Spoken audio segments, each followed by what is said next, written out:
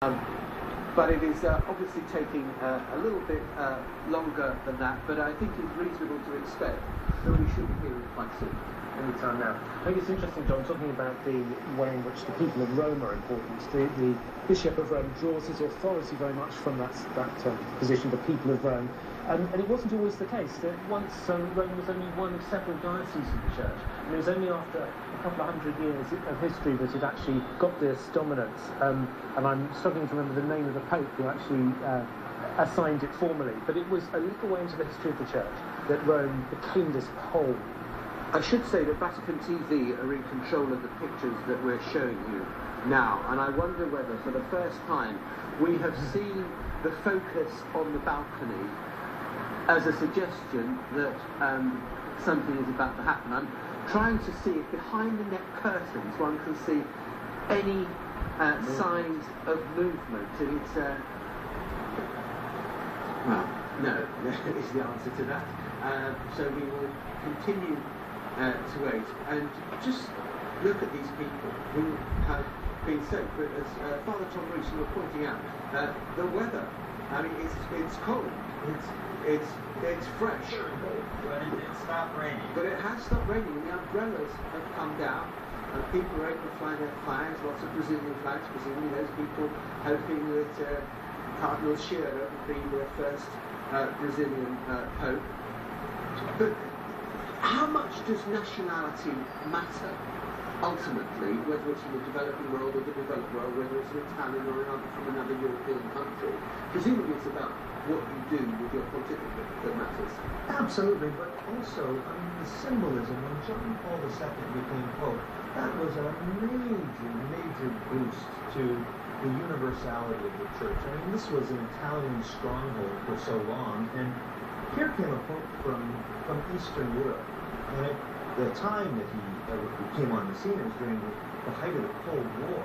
I mean, it really gave a boost to Christians behind the Iron Curtain. If we had a Pope that came out here from Latin America, that could be a real stimulus, not just for the faith in Latin America, but also for the world, for world leaders to look anew with fresh eyes to that part of the world, to the global south. It would be a clear message that this is no longer a European church, it's a global church. And if we had a Pope from the Third World, that would be a clear message from the cardinals. On the other hand, I think most of the people in this crowd down there are looking for an Italian Pope, because most of them are Italian down in that square. It is a question that the Church needs to address, in the sense that, you know, of the 115 electors in the College of Cardinals, I think 28 were Italian. 25%.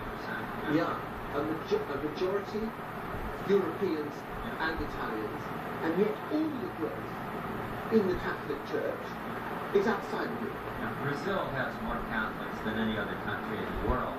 And when you look at the number of cardinals it has in comparison with Italy, it's just totally disproportionate. So this is clearly not a situation where there's one man, one vote. I think there's also the different imagery depending on which developing world cardinal was chosen. So Peter Turks in, say, a Black Africa would carry a different message from, say, Odino Scherer, a quite Italian Latin American, exactly. or Leonardo Sanchez. What happens if they announce the new Pope and it's Luis Tagle from the Philippines, who's very young, very young?